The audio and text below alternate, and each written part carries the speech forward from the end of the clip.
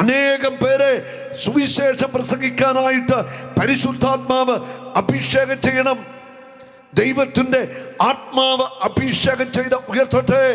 അനേകര് ഈ ഭാരതത്തിൻ്റെ മണ്ണിൽ എല്ലാ സ്റ്റേറ്റുകളിലും എല്ലാ സമൂഹത്തിലും അനേകർ അഭിഷേകം ചെയ്യപ്പെടണം. ഹല്ലേലൂയ.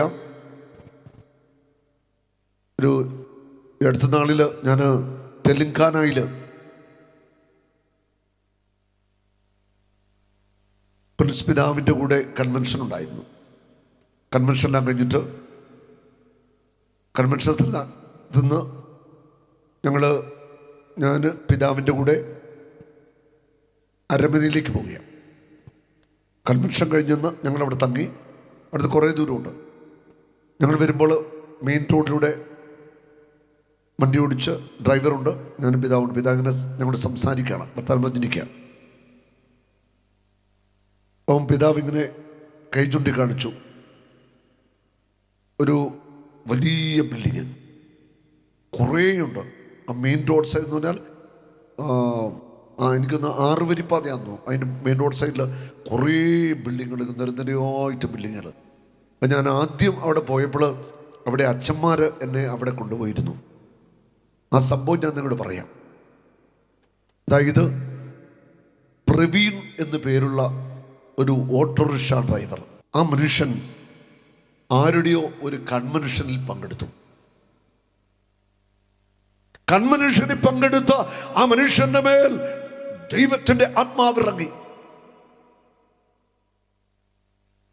അസാധാരണമായ വചനത്തിന് അഭിഷേകം, ഡെലിവറൻസിന് അഭിഷേകം, രോഗശാന്തി കൃപാവരങ്ങളൊക്കെ കൊണ്ട് കൊടുത്തു. നമ്മൾ വിശ്വസിച്ചേ പറ്റൂ. ഇപ്പോൾ അവിടെ ഒരു ഞായറാഴ്ച അവരുടെ ആരാധനയിൽ 5 ആരാധന പറ്റുണ്ട്. 1,00,000 പേരാണ് പങ്കെടുക്കുന്നത്. ഒരു മനുഷ്യന് ആത്മാഭിഷേകം കിട്ടിയിട്ട് ആ മനുഷ്യൻ ഒരു പ്രാർത്ഥന തുടങ്ങി. അതങ്ങൊരു ചർച്ചയായിട്ട് അങ്ങോട്ട് വളർന്നു. ഇന്ത്യയിലെ ഏറ്റവും വലിയ ചർച്ച എന്നാണ് പറയുന്നത്. 1,00,000 പേരാണ് ഞായറാഴ്ച അവരുടെ 5 ആരാധനയിൽ പങ്കെടുക്കുന്നത്. ഇതുപോലെ ഇന്ത്യയിലെ പല സ്റ്റേറ്റിലും, പഞ്ചാബിലെ പല സ്റ്റേറ്റിലും ചില വ്യക്തികളെ പരിശുദ്ധാത്മാവ് അഭിഷേകം ചെയ്തിട്ട് അവിടെ ശക്തമായിട്ട് സുവിശേഷ വേല നടക്കുന്നുണ്ട്.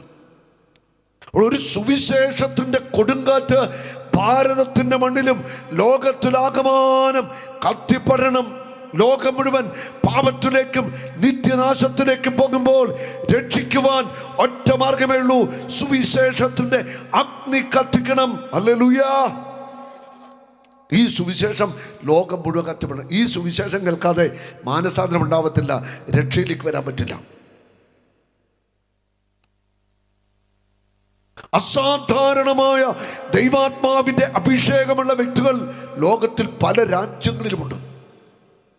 നമുക്ക് ചിന്തിക്കാൻ പറ്റുന്നതിൻ്റെ അപ്പുറം ദൈവശക്തിയുടെ അഭിഷേകമുള്ള മനുഷ്യർ ലോകത്തിൽ പലയിടത്തും ജീവിച്ചിട്ടുമുണ്ട്.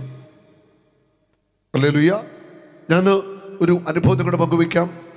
കെനിയ, ഉഗാണ്ട അങ്ങനെയുള്ള രാജ്യങ്ങളിൽ, ആഫ്രിക്കയിൽ ഞാൻ സുവിശേഷം പ്രസംഗിക്കാൻ പോയിട്ടുണ്ട്. അവിടെ വിൻസെൻഷ്യൻ സഭയിലെ വൈദികരുടെ ധ്യാന കേന്ദ്രങ്ങൾ അവിടെയുണ്ട്. വിൻസെൻഷ്യൻ സഭയിലെ ഒരു ജോസഫ് അച്ഛനാണ് എന്നെ അവിടെ ധ്യാനത്തിന് കൊണ്ടുപോയത്. കൺവെൻഷൻ ആയിരുന്നു. ഇതുപോലെ തന്നെ വലിയ കൺവെൻഷനുകൾ, വലിയ അനുഗ്രഹമായിരുന്നു. അപ്പം വിൻസെൻഷ്യൻ സഭയിലുള്ള ഒരു വിശുദ്ധനായ വൈദികൻ ജോസഫ് കുറുപ്പംപറമ്പിൽ, നിങ്ങൾ കേട്ടിട്ടുണ്ടാവാം. അച്ഛനാണ് ആഫ്രിക്കയിലേക്ക് പോകുന്ന ആദ്യത്തെ അവരുടെ വൈദികൻ, വിൻസെൻഷ്യൻ സഭയിലെ വൈദികൻ കുറുപ്പംപറമ്പിൽ അച്ഛൻ. അവിടെ ആഫ്രിക്കയിൽ അറിയപ്പെടുന്നത് JK ബിൽ എന്നാണ്, ബില്ലച്ഛൻ എന്നാണ് അറിയപ്പെടുന്നത്. അച്ഛന് അനേക വർഷങ്ങൾക്ക് മുമ്പ് ആ രാജ്യത്തുനിന്ന് സുവിശേഷം വേല ആരംഭിച്ചു. അച്ഛൻ്റെ ഗിഫ്റ്റ് എന്തായിരുന്നു അറിയാമോ? ആർക്കെങ്കിലും അറിയാവുന്നവരുണ്ടെന്ന് കരമെടുത്ത് കാണിച്ച്? ആരുമില്ല.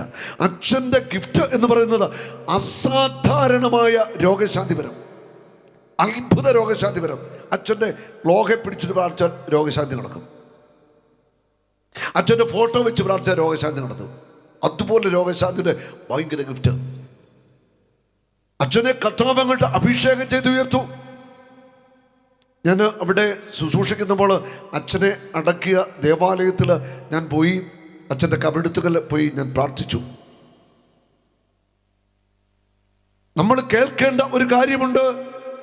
അച്ഛൻ അവിടെ ആഫ്രിക്കയിൽ ഒരു കൺവെൻഷൻ നടത്തുമ്പോൾ 5 ലക്ഷം മുതൽ 8 ലക്ഷം പേര് വരിക ഒരു കൺവെൻഷനിൽ അവിടെ പങ്കെടുത്തുകൊണ്ടിരുന്നു. നിങ്ങളുടെ മനസ്സ് കണ്ടുപോയിക്കേ, 5 ലക്ഷം പേര് 8 ലക്ഷം പേരാ അച്ഛൻ്റെ കൺവെൻഷനിൽ അവിടെ ആളുകൾ അതുപോലെ ജനമായിരുന്നു. കൺവെൻഷനിൽ ജനം മുഴുവൻ അച്ഛനെ സ്നേഹിച്ചു, അച്ഛനെ സഹായിച്ചു. ഇന്ന് ആഫ്രിക്കയിലുടനീളം ആ സഭ വളരുകയാണ്. വിൻസെന്റ് സഭ കർത്താവിനാൽ അനുഗ്രഹിക്കപ്പെട്ടു. ഇപ്പോൾ അച്ഛൻ്റെ നാമകരണ നടപടിക്കുള്ള കാര്യങ്ങൾ ആരംഭിച്ചു കഴിഞ്ഞു. അവിടെ വിശുദ്ധനാക്കാനുള്ള നാമകരണ നടപടി ആരംഭിച്ചു. ഇനി അച്ഛൻ മരിച്ചു കഴിഞ്ഞിട്ട് അച്ഛൻ്റെ ശവസംസ്കാരത്തിന് കെനിയയുടെ പ്രസിഡന്റ് ഉൾപ്പെടെയുള്ള ആളുകളാണ് അവിടെ ശവസംസ്കാരത്തിന് വന്ന്. അച്ഛൻ്റെ ശവസംസ്കാരത്തിന് കെനിയയുടെ പ്രസിഡന്റ് ഉൾപ്പെടെയുള്ള അവിടെ വന്ന് ശവടക്കിൽ പങ്കെടുത്തത് അച്ഛൻ്റെ മൃതസംസ്കാര ചടങ്ങിൽ. ഹല്ലേലൂയ.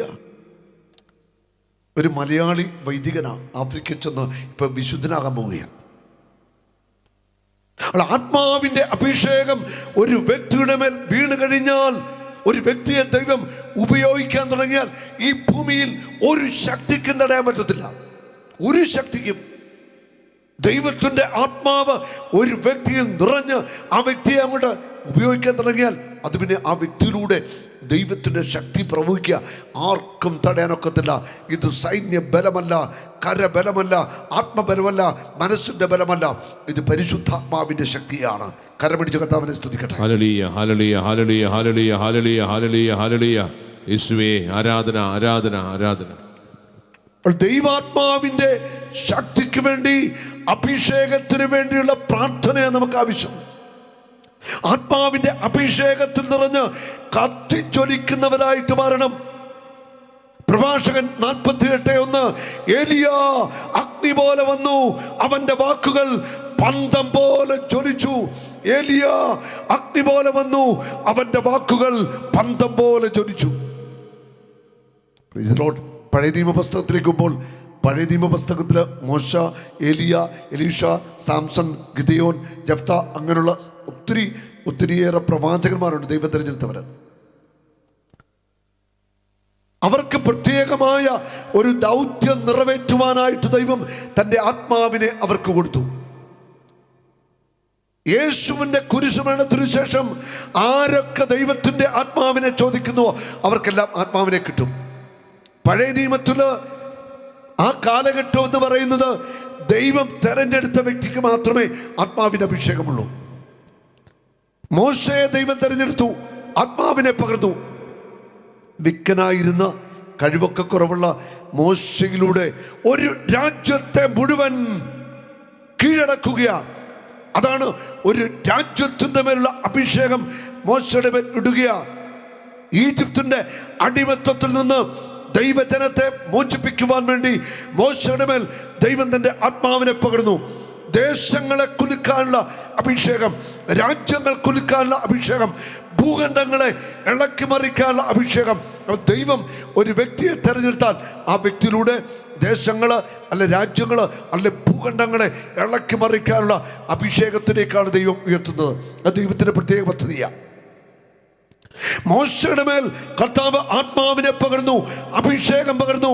മോശയെ ഉപയോഗിച്ചുകൊണ്ട് ഇസ്രായേൽ ജനത്തെ ഈജിപ്ത് എന്ന രാജ്യത്തിന്റെ അടിമത്തത്തിൽ നിന്ന് അവരെ മോചിപ്പിക്കുക.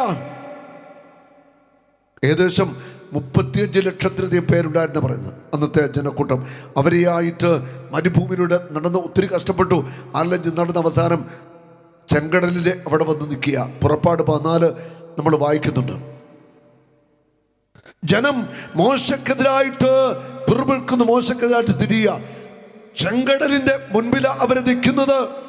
ഒരുപക്ഷെ മോശ എന്ന ശക്തനായ പ്രവാചകനും ഒരു നിമിഷം ഒന്ന് പതറിപ്പോയിട്ടുണ്ടാവാം. ജനം ഒറ്റക്കെട്ടായിട്ട് മോശക്കെതിരായിട്ട് സംസാരിക്കാൻ തുടങ്ങിക്കഴിഞ്ഞു.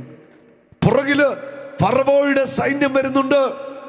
ഇവരെ കീഴ്പ്പെടുത്തുവാനായിട്ട് തേരും തേരാളികളും കുതിരകളും ഇവർക്ക് പിന്നാലെ പാഞ്ഞു വരികയാണ്. അഗ്നിസ്തംഭത്തിലും മേഘസ്തംഭത്തിലും ദൈവം ഇവരെ പൊതിഞ്ഞു സൂക്ഷിച്ചു, ഇവരെ നയിച്ചു. ദൈവമായ കർത്താവ് മോശയോട് ചോദിക്കുന്നൊരു ചോദ്യമുണ്ട്. നീ എന്തിനാണ് എന്നെ വിളിച്ചു കരയുന്നത്? നീ എന്തിനാണ് എന്നെ വിളിച്ചു കരയുന്നത്? നിങ്ങൾ ശാന്തരായിരുന്നാൽ മതി, കർത്താവ് നിങ്ങൾക്ക് വേണ്ടി യുദ്ധം ചെയ്യും. പുറപ്പാട് 14:14. നിങ്ങൾ ശാന്തരായിരുന്നാൽ മതി, കർത്താവ് നിങ്ങൾക്ക് വേണ്ടി യുദ്ധം ചെയ്യും. നീ എന്തിനാണ് എന്നെ വിളിച്ചു കരയുന്നത്? ജനത്തോട് മുൻപോട്ട് പോകുവാൻ പറയുക. ഞാൻ തന്ന വടി നിന്റെ കയ്യിലുണ്ടല്ലോ, ജനത്തോട് മുൻപോട്ട് പോകാൻ പറയുക. ഹല്ലേലൂയ. മുൻപിൽ ചങ്ങടല. ദൈവം പറയുക, ജനത്തോട് മുൻപോട്ട് പോകാൻ പറയുക. 14:21 നമ്മൾ വായിക്കുന്നു, മോശ തന്റെ കരം ചെങ്കടലിന്റെ മീതെ നീട്ടിപ്പിടിച്ചു, ഒരു കിഴക്കൻ കാറ്റ് അഞ്ഞുവീശി. ഒരു കാറ്റ് അഞ്ഞുവീശ. കിഴക്ക് നിന്ന് വന്ന കാറ്റായതുകൊണ്ട് കിഴക്കൻ കാറ്റ് എന്നെഴുതിയിരിക്കുന്നത്. കർത്താവ് ഒരു ശക്തമായ കിഴക്കൻ കാറ്റ് അയക്കുക. കാറ്റ് എന്ന് പറഞ്ഞാൽ വിശുദ്ധ ബൈബിളിൽ അത് ദൈവത്തിൻ്റെ ആത്മാവിനെയാണ് സൂചിപ്പിക്കുന്നത്. കാറ്റ്, അഗ്നി, ജലം, മേഘം, അങ്ങനെ പലതും ആത്മാവിൻ്റെ പ്രതീകമാണ്. പ്രാവ്, ഇതൊക്കെ. ഒരു കിഴക്കൻ കാറ്റ്, കിഴക്ക് നിന്ന് ഒരു കാറ്റ് വീശുകയാ. ഒരു കൊടുങ്കാറ്റ് വീശി. ആ രാത്രി മുഴുവൻ വീശിയ ആ കാറ്റ് കടലിനെ പിറകോട്ട് മാറ്റി. കടൽ വരണ്ട ഭൂമിയായി. വെള്ളം വിഭജിക്കപ്പെട്ടു. കടല ഒരു മതിൽ പോലെ നിൽക്കുക. വരണ്ട നിലത്തൂടി ദൈവത്തിൻ്റെ ജനം അക്കരെ കടക്കുക. ഹല്ലേലൂയ. മോശേ, നീ എന്തിനാ എന്നെ വിളിച്ച് കരയുന്നത്? നീ കൈനിട്ട് ചെങ്കടൽ പിളർക്ക്. നീ ചെങ്കടൽ പിളർക്കാനുള്ള ആത്മാവിൻ്റെ കരുത്തും ബലവും നിന്റെ ഉള്ളിൽ ഞാൻ നിക്ഷേപിച്ചിട്ടുണ്ട്. നീ കൈനീട്ടിയാൽ മതി, ആത്മാവ് ചലിക്കും. ആത്മാവ് കൊടുങ്കാറ്റായിട്ട് വീശും. കൈ നീട്ടിക്കൊള്ളാൻ മോശയോട് ദൈവം പറയുക. ഹല്ലേലൂയ. ചെങ്കടൽ വരണ്ട ഭൂമിയായിട്ട് പിളരുകയാ. ദൈവത്തിന്റെ ജനം ആ വരണ്ട ഭൂമിയിലൂടെ നൃത്തം ചെയ്ത് ദൈവത്തെ മഹത്വപ്പെടുത്തി അങ്ങോട്ട് കടക്കുകയാ. ജനം മൊത്തം തീരുവോളം മോശ അവിടെ നിന്നിട്ടുണ്ടാവാം. ഏറ്റവും പുറകിൽ മോശയുമുണ്ട്. ഇത് കഴിഞ്ഞപ്പോൾ ഇതാ അഗ്നിസ്തംഭം മാറി. ഫറവോയുടെ പടയാളികളും തേരുകളും തേരാളികളും കുതിരക്കാരും കുതിരകളുമൊക്കെ ഇവരെ പിന്തുടരുക. ഹല്ലേലൂയ. അവരെ പിന്തുടരുക. ജനം മുഴുവൻ അക്കരെ കയറി ഇവര് പുറകെ വന്നോണ്ടിരിക്കുക. പിന്നെ സംഭവിച്ചത്, അക്കരെ നിന്നിട്ട് മോശ കൈകൾ നീട്ടി. മതിലായിട്ട് നിന്ന വെള്ളം അവരെ മൂടി. തേരും തേരുകളും തേരാളികളും കുതിരക്കാരും വെള്ളത്തിൽ മുങ്ങി. അവരെല്ലാവരും ചത്തു. ഹല്ലേലൂയ. ഹല്ലേലൂയ. മോശ കടലിന്റെ മീതെ കരം നീട്ടിയപ്പോൾ അത് പിളർക്കപ്പെട്ടു. വീണ്ടും ഇതാ കരം നീട്ടിയപ്പോൾ കടൽ മൂടി. മോശ എന്ന ശക്തനായ ദൈവത്തിന്റെ ദാസനിലൂടെ അതിശക്തമായിട്ട് പരിശുദ്ധാത്മാവ് പ്രവർത്തിക്കുക. പഴയ നിയമത്തില് ചില വ്യക്തികളെ ദൈവം അഭിഷേകം ചെയ്ത് ഉയർത്തിക്കൊണ്ട് ആത്മാവിന്റെ അഭിഷേകം, ആത്മാവിന്റെ കരുത്ത്, കൃപാവരങ്ങൾ നിറച്ച് അവരെ ഉപയോഗിച്ചു. പുതിയ നിയമത്തിലേക്ക് വരുമ്പോൾ ദൈവമക്കൾക്ക് മുഴുവൻ ആത്മാവിനെ തരിക. അപ്പോസ്തല പ്രവർത്തനം 2-ാം അധ്യായം 17-18 വചനങ്ങൾ. ആത്മാവിൽ നിറഞ്ഞ പത്രോസ് മട്ടുപ്പാവിൽ നിന്ന് ഉച്ചത്തിൽ വിളിച്ചു പറയുക, അവസാന ദിവസങ്ങളിൽ സകല ജനത്തിൻ്റെ മേലും എൻ്റെ ആത്മാവിനെ ഞാൻ വർഷിക്കും. നിങ്ങളുടെ പുത്രന്മാരും പുത്രികളും പ്രവചിക്കും. നിങ്ങളുടെ യുവാക്കന്മാർക്ക് ദർശനങ്ങളുണ്ടാകും. നിങ്ങളുടെ വൃദ്ധന്മാർ സ്വപ്നങ്ങൾ കാണും. എൻ്റെ ദാസന്മാരുടെ മേൽ എൻ്റെ ആത്മാവിനെ വർഷിക്കും. അവർ പ്രവചിക്കുകയും ചെയ്യും. ഹല്ലേലൂയ. അവസാന നാളുകളിൽ സകല ജനത്തിൻ്റെ മേലും എൻ്റെ ആത്മാവിനെ ഞാൻ വർഷിക്കും. സകല ജനത്തിൻ്റെ മേലും. ഇത് വലിയ വാഗ്ദത്തമാ. അവിടെ ജാതിയോ മതമോ വ്യത്യാസമൊന്നുമില്ല. ആര് കർത്താവിൻ്റെ ആത്മാവിനെ വിളിച്ചപേക്ഷിച്ചാലും അവിടെ മേൽ ആത്മാവിനെ വർഷിക്കും. ഞാൻ വായിക്കുന്നുണ്ട് അപ്പസ്തോല പ്രവർത്തനം 10-ാം അധ്യായം 44, 45, 46 വചനങ്ങളിൽ. പത്രോസ് പ്രസംഗിച്ചു കൊണ്ടിരിക്കുമ്പോൾ വിജാതിയുടെ മേൽ ആത്മാവ് വർഷിക്കപ്പെട്ടു. ഉണ്ടോ?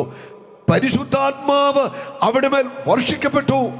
പത്രോസിനോട് കൂടുന്ന പരിച്ഛേദന വിശ്വാസികൾ വിസ്മയിച്ചു. അവർ അന്യഭാഷകളിൽ സംസാരിക്കുന്നതും ദൈവത്തെ സ്തുതിക്കുന്നതും അവർ കേട്ടു. ഉണ്ടോ? വിജാതിയുടെ മേൽ പോലും ആത്മാവ് ഇറങ്ങി വരിക. അവർ അന്യഭാഷകളിൽ സംസാരിച്ചു, അവിടെ മേലും കൃപാവരങ്ങൾ നിറയുക. ഇന്നും അത് സംഭവിക്കും. ഇവിടെ ജാതിയും മതമൊന്നും വ്യത്യാസമില്ല. ആര് ദൈവാത്മാവിനെ ചോദിക്കുന്നോ അവിടെ മേൽ കർത്താവ് ദാനമായിട്ട് വർഷിക്കുക. പത്രോസ് പറയുക, ഇതാ വിജാതിയുടെ മേൽ പോലും ആത്മാവ് വർഷിക്കപ്പെട്ടിരിക്കുന്നു, ഇനി ഇവർക്ക് സ്നാനം കൊടുക്കുവാൻ താമസിക്കണ്ട. അവർ മാമോദീസ സ്വീകരിക്കുന്നതിന് മുൻപ് തന്നെ ആ ജനത്തിന്റെ മേൽ, വിജാതിയുടെ മേൽ ആത്മാവ് കടന്നു വന്നു. Hallelujah, praise the Lord. ആത്മാവിൻ്റെ അഭിഷേകം അത് ദൈവം തനിക്ക് ഇഷ്ടമുള്ളവർക്കൊക്കെ ആത്മാവിനെ കൊടുക്കും. അത് ദാഹത്തോടെ തീക്ഷ്ണതയോടെ പ്രാർത്ഥിച്ചുകൊണ്ടിരിക്കുക ആത്മാഭിഷേകത്തിനായിട്ട്. ഒരു നാളും നീ അനാഥനല്ല, ഒരു നാളും നീ അന്യനല്ല, ഒരു നാളും നീ അനാഥനല്ല.